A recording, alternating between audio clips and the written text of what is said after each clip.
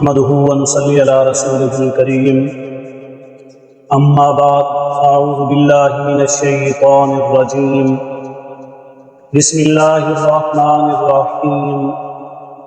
قال الله تبارك وتعالى في كلامه المجيد والفرقان الحميد فإن أرادا فصالا عن تراض منهما وتشاور فلا جناح عليهما وَإِنَّ أَرَدتُّمْ أَن تَسْتَرْضِعُوا أَوْلَادَكُمْ فَلَا جُنَاحَ عَلَيْكُمْ إِذَا سَلَّمْتُم مَّا آتَيْتُم بِالْمَعْرُوفِ وَاتَّقُوا اللَّهَ وَاعْلَمُوا أَنَّ اللَّهَ بِمَا تَعْمَلُونَ بَصِيرٌ صدق اللہ العلی العظیم۔ میرے واجب الاحترام خواتین و حضرات، ارشاد باری تعالی ہے فَإِنْ أَرَادَا فِصَالًا، بس اگر آپ ارادہ کر لیں دودھ چھڑانے کا، بچے کو دودھ پلانے کے سلسلے کو ختم کرنا چاہیں، عن تراض منہما، باہمی رضامندی سے، یعنی دونوں بچے کی ماں اور باپ دونوں کی رضامندی اس بات کے اندر شامل ہو کہ اب دودھ چھڑایا جائے۔ اس کی خاصیت یہ ہے کہ اگر باپ کی رضامندی ہوگی، ماں کی نہیں ہوگی، پھر بھی بچے کو کوئی مسئلہ ہوا، کوئی پریشانی ہوئی، کوئی بیماری لاحق ہوئی تو گھر کے اندر جھگڑا کھڑا ہو جائے گا۔ اسی طرح اگر بیوی کی رضامندی ہوئی اور باپ کی نہ ہوئی، پھر بھی مسئلہ کھڑا ہو جائے گا، اختلاف پیدا ہو جائے گا۔ اس لیے کہ اگر بچے کو کوئی پرابلم ہوئی، کوئی پریشانی ہو گئی، بیماری لاحق ہوئی، کوئی مسئلہ ہو گیا، تو پھر باپ کہے گا تمہاری وجہ سے ایسا ہوا۔ اگر رضامندی دونوں کی شامل ہوگی، کوئی اختلاف پیدا نہیں ہوگا۔ شریعت ہر اس معاملے میں جہاں اختلاف پیدا ہونے کی گنجائش ہو یا لڑائی جھگڑا ہو، اسے پسند نہیں کرتی، بلکہ دونوں کی باہمی رضامندی کے ساتھ اگر یہ فیصلہ کر لیا جائے کہ اب اس بچے کو دودھ پلانا ختم کر دیں تو یہ ٹھیک ہے، چاہے اسے 6 ماہ ہوئے ہوں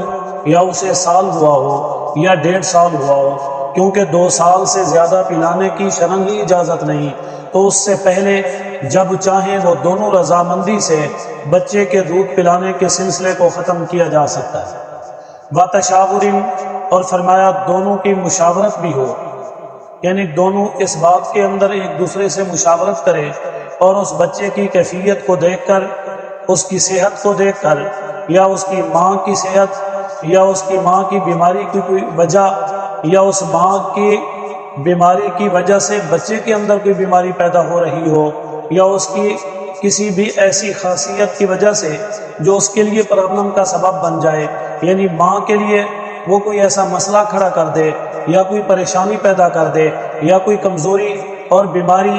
یا کسی بھی قسم کا کوئی نقصان کا اندیشہ ہو، تو پھر بھی اس سلسلے کو ختم کر دیں، اسے دوسری خوراک دیں یا کسی دوسری عورت سے دودھ پلانے کا بندوبست کریں یا کوئی اور دودھ پلائیں، یعنی جو کچھ بھی ہو سکے اس کے لیے دونوں اپنی رضامندی اور مشاورت کے ساتھ طے کریں۔ فلا جناح علیہما، تو ان دونوں پر کوئی حرج نہیں ہے۔ فرمایا وَإِنَّ أَرَدتُّمْ أَن تَسْتَرْضِعُوا، ہاں اگر ابتداً یا کچھ عرصے کے بعد یا ماں کی بیماری کی کیفیت میں یا ان کی کمزوری کی صورت میں یا اسی طرح ان کی کسی ایسی مجبوری کی وجہ سے بچے کو دودھ نہ پلایا جا سکتا ہو، ان تسترضعوا اولادکم، تو پھر کسی اور عورت سے بھی دودھ پلوایا جا سکتا ہے جو صحت مند ہو، آرام سکون کے ساتھ، اور یہ معاملہ سر انجام دے سکتی ہو، تو پھر اس بچے کا بندوبست وہاں سے بھی کیا جا سکتا ہے۔ فلا جناح علیکم، تو کوئی حرج نہیں ہے اس معاملے میں بھی، شریعت کی طرف سے، اللہ تعالیٰ کی طرف سے اس کی گنجائش اور اجازت ہے۔ اذا سلمتم ما آتیتم بالمعروف، ہاں یہ بات یاد رکھیں، اگر آپ نے ان کے ساتھ کوئی معاوضہ طے کیا ہے کہ آپ اس کی رضاعت کریں، آپ اس کی دیکھ بھال کریں، آپ انہیں دودھ پلائیں، آپ ان کی خدمت کریں، آپ انہیں اپنے پاس رکھیں، اور ہم آپ کو ماہانہ اتنا معاوضہ دیں گے یا سالانہ اتنا معاوضہ دیں گے، اور دونوں کی رضامندی سے جو معاوضہ طے ہو جائے، چاہے وہ ماہانہ ہو یا سالانہ ہو وہ اسے ادا کیا جائے۔ اذا سلمتم ما آتیتم بالمعروف، تو یہ جو کچھ بھی طے ہوا اسے اچھے انداز کے ساتھ دیا جائے، اس کے اندر کسی قسم کی کوئی پرابلم، کوئی پریشانی یا کوئی